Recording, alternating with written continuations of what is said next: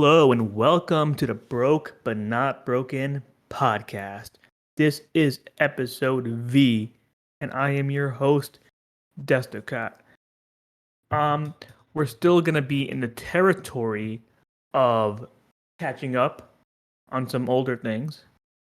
But what is still good is that I am churning out these episodes at a relatively fast rate, especially if you compare it to uh, anytime I've uploaded a video before this week. All right, so uh, in November, I for the past 5 years I like to volunteer at AnimeNYC, which is a anime convention.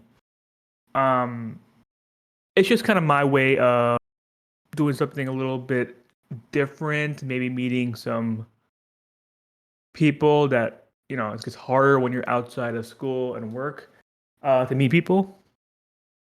Um, I've been doing it. Yeah, it's a free ticket to the convention, so that's always a bonus. Tickets go for like $100, and I get paid. It's minimum wage, but I get paid. Uh, make a little money, get a free ticket, maybe get some perks, some free merch. And most of the time, if you get lucky, you can kind of just enjoy convention while you're on the shift. So it's kind of like a win-win. Um, I think it was last year or 2 years ago. I can't remember because they skipped a year during COVID. But the last time I volunteered, I had a really good position.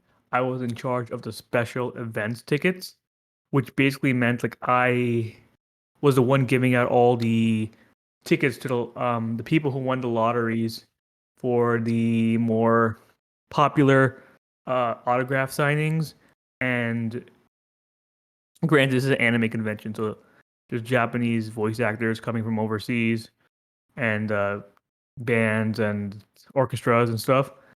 And yeah, so they did a lottery system where people could sign up and be randomly selected to win these popular guests in advance. And I was in charge of giving out those tickets. Um, and I felt one was it was fun because it was fun because it was easy. Two, I enjoy putting wristbands on people. It's kind of I want to say therapeutic. It's kind of like routine, like doing the same thing over and over again. Uh, it probably would get boring if I did it every day, but it's like a 3-day convention. Um, and I was like the only one at the section, so it's like kind of like the whole area was like my domain. And on top of that, a lot of people they didn't want um their winning ticket, or they actually got more tickets than they wanted. So I was just hoarding all the extra tickets, and I felt a piece of power in me where I could give these tickets to people who didn't win the lottery, or I can give them out to my friends. Um, and that's what I did. So I really enjoyed that. And this year I did not get that, which I was very annoyed about. I was actually outside in the freezing cold wristbanding people. So I was outside the convention center and it was freezing cold, and I couldn't even like get away with enjoying the convention because it was outside the venue. So this sucked. Um, but also I kind of just snuck away at times when nobody was paying attention because they had enough people working, so I kind of just left them and I went to go enjoy the convention. It's a lot of leeway to get away with things. Um, and I didn't feel bad about it because I don't think I affected the operations at all. Yeah, that was fun. Okay, and then at the convention, they had a surprise, this little mini concert, by this Japanese band called Alexandros. They only played like 7 songs, but they were really good. They had really good like stage presence. Um, they did a theme song for one of the Gundam animes, which I never watched, but that's kind of like what they were being promoted for. And I mean, this technically was a concert. I got to get in. Yeah, I got to get in. I got good seats, and yeah. So, to my surprise, I did not know this concert was happening till the last minute at the anime convention. So this Alexandros mini concert was technically my last concert of 2022. And if I check how many concerts I've officially seen this year, which was a lot, and the most I've seen this year, I have seen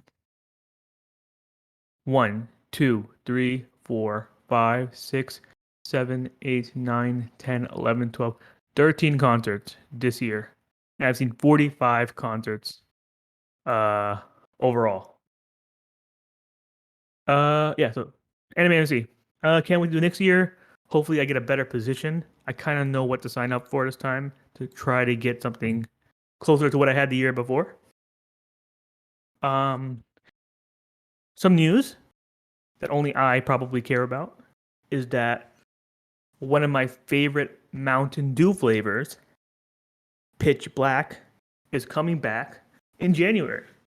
So if you come across Mountain Dew Pitch Black in your convenience stores, Walmart, Target next year, try it out, especially if you like grape flavored drinks, which I traditionally do not, but this is the exception. My book is on pause right now. I kind of just haven't been in the mood, but things are starting to clear up and I will be getting back into it real soon. I pushed my deadline for official publication or like releasing it to everybody from the end of this year, which is in 2 days, to Valentine's Day. Just as like, nothing special about Valentine's Day for me. It's just like as like a benchmark.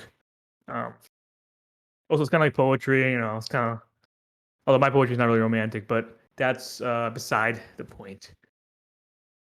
Next up, Spotify Wrapped. So the past few years, my Spotify Wrapped has been distorted as all hell because I share my account with my sister and other people, and so my Wrapped is never catered to me, and I loved seeing my Spotify Wrapped at the end of each year, but the past few years I've had like artists and songs that I don't listen to in my top five. And to make it a bigger impact, my number one artist has been BTS, K-pop group, the past 3-4 years. And that's a big no-no. So I started doing some research, see how I can stop this from happening now. And I bought the Spotify Wrapped family plan.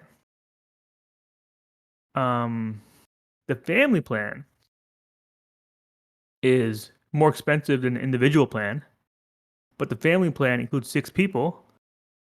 We're supposed to live in the same household, but as long as you write the same address, nobody really knows.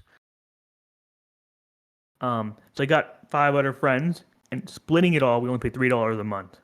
So I'm saving money. We all get our own Wrapped accounts and all premium. Um, because I had previously a student account, it also came with Hulu, so I lost my Hulu access.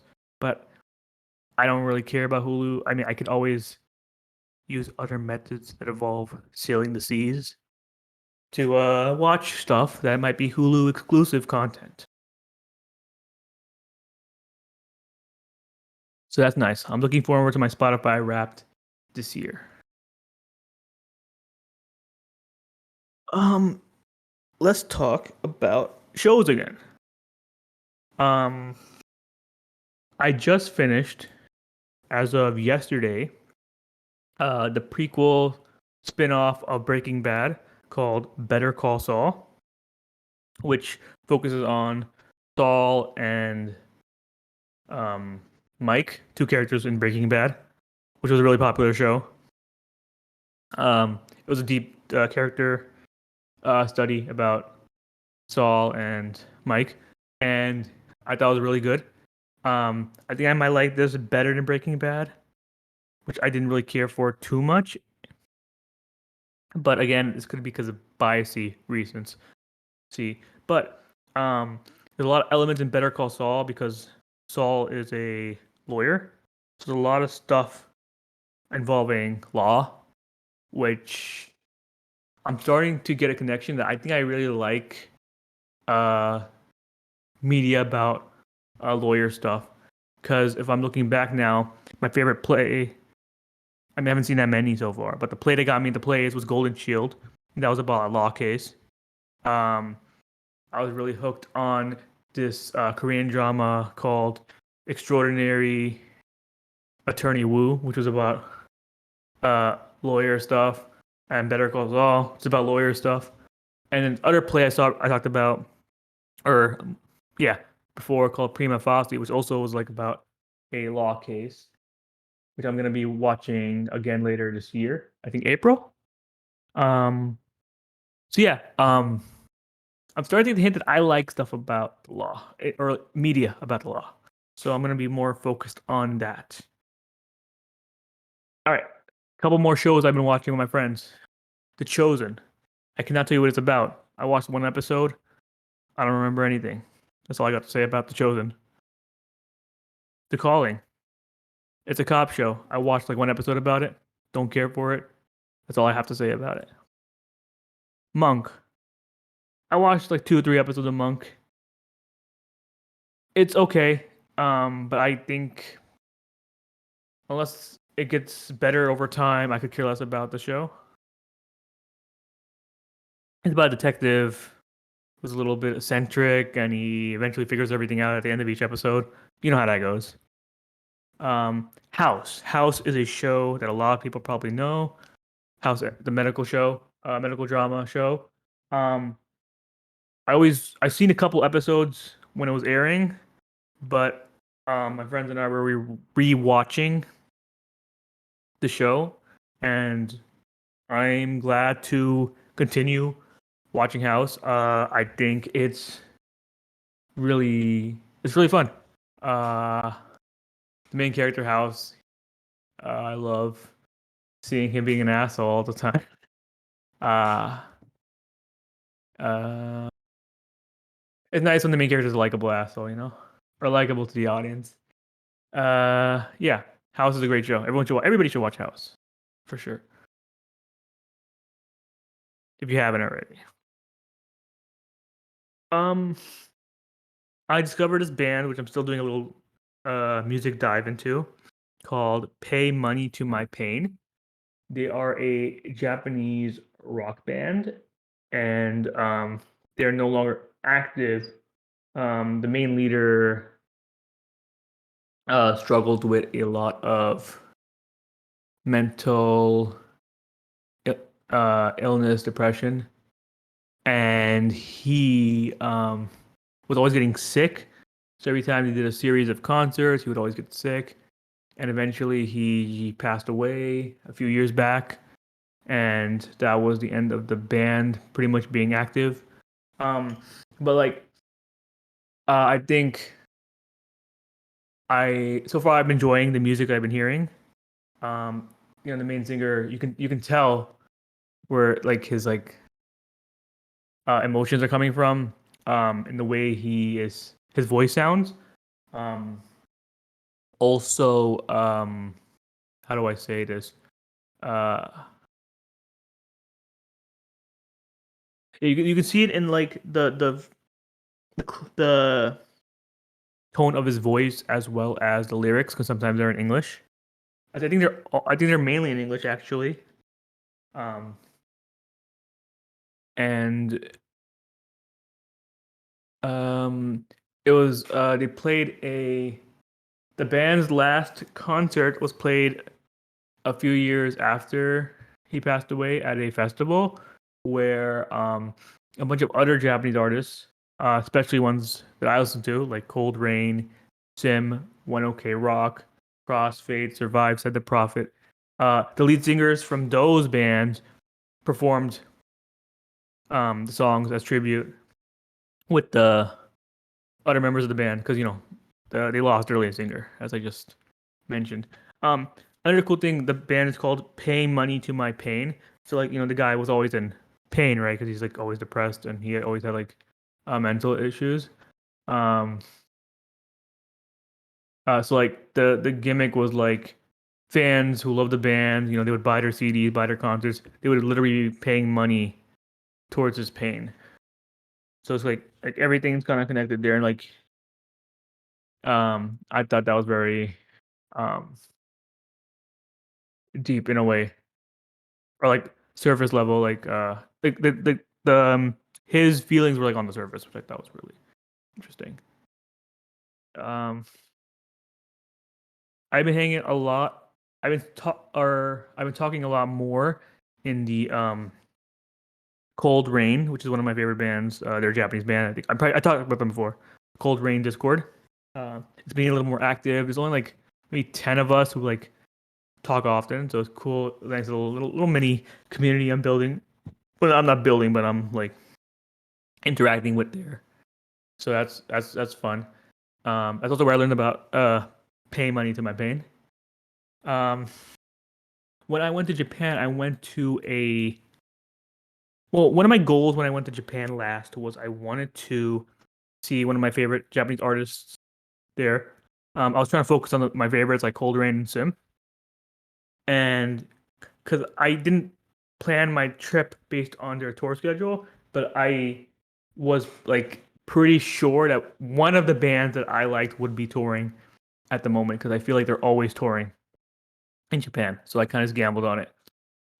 What ended up happening is I went to a festival, a music festival in Japan called Dead Pop Fest. This is a festival hosted by Sim, one of the bands I wanted to see. Um, and granted, because it was a festival, um, festival or festival? Huh, festival. There's a V in it, so festival. But I feel like I'm saying festival. Anyways, Dead Pop Fest. It's a summer festival hosted by Sim. And because it's a music festival, each band only plays for like 30 minutes or so.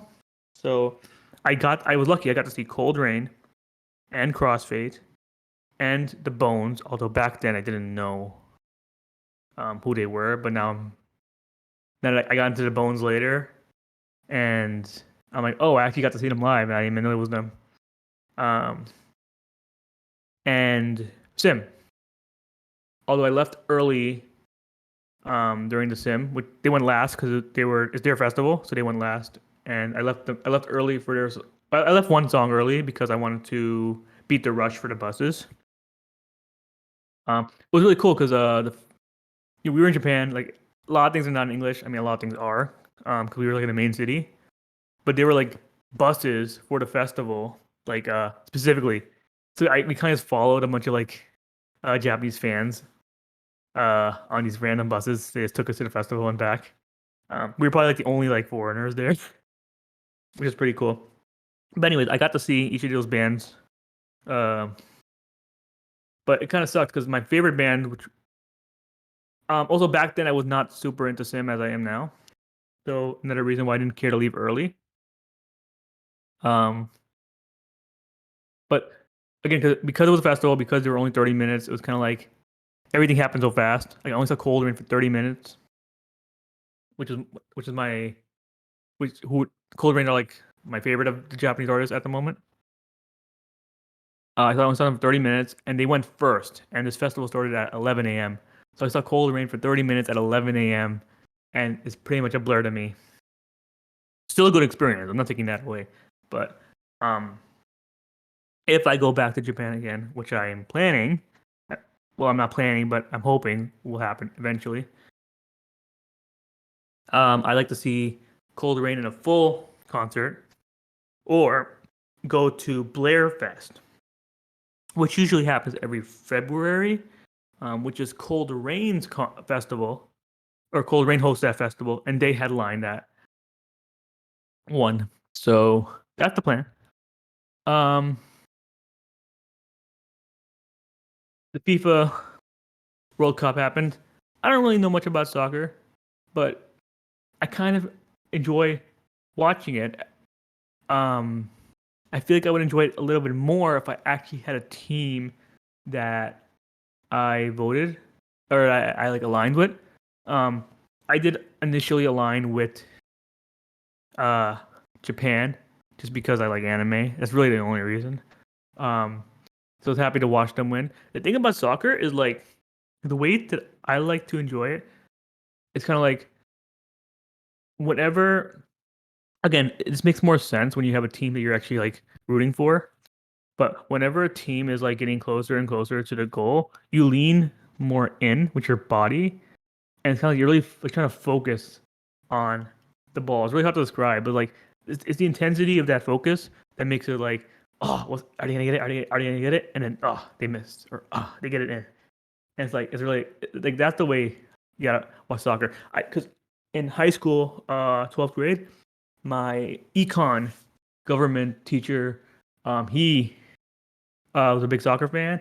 I was just like watching, and like it was the end of the semester, so like nothing was going on. We were watching soccer in class, and he was just sitting in the middle in a chair. And I was just like watching. I like watching him get into it, and that that kind of like got made me get into it. Like seeing someone else's excitement of something could be enough sometimes. I talked about this before. There's this guy on YouTube named GBay99 or GBay100. I forgot. I think GBay99. I think yeah, GBay99 for sure. But I'm gonna check anyways. GBay99.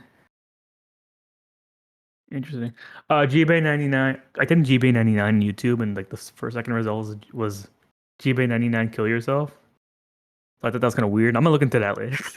Um, yeah, he makes a lot of League of Legends videos, which I no longer play, but I like watching his documentaries, which he now likes to make. Um, but he also makes sometimes videos about football, like American football, which I could care less about. But hearing him talk so passionately about it is really, I don't know, I find it really enjoyable, pretty much. It's like anything like when your friends are talking about something they really enjoy, like you can see it. It's nice to do. It's like yeah. So back to soccer. At this point, the World Cup's over. Argentina won. In a way, I was kind of rooting for them because Japan lost to Croatia. So then I started voting for Croatia because if Croatia wins, it's like okay, I voted. Now Japan was the team I was rooting for, and Croatia beat them. So that means Croatia should. That means if Croatia wins, then then it's fine. Then Japan lost to the team that won the World Cup, so that's like a little better. And then what happened was, sorry, I gotta pull up the bracket again because it's been a minute. Yeah, then Croatia lost to Argentina. So I'm like, okay, now I'm voting for Argentina because the Argentina beat Croatia, who beat Japan, and then then Argentina beat France in finals, and Argentina won the whole thing. So I kept pivoting to the winning team who kept beating who beat Japan. But again, this is because I really don't watch it normally soccer. So I don't have like a team that I'm like aligned with. I guess I should be aligned with America, because that's where I live. I'd probably align with a Pakistani team if there was one in the World Cup, but there isn't. Um, yeah, I kind of like voting for the. I have a soft spot for like Asian media and stuff. Just like really just like, grew up around anime. So yeah, I was voting for Japan. I also was voting for America too. Obviously, it's just by default. How can you like not vote against the country you're in? Even if you hate the country you're in, like you gotta like have your own spirit about it.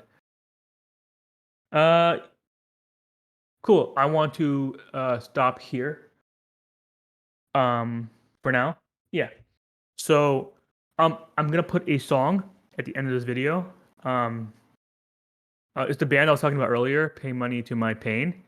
The song is called 13 Monsters. It's a really good song. I recommend you listen to it. And thank you also for listening to this podcast. And have a great day.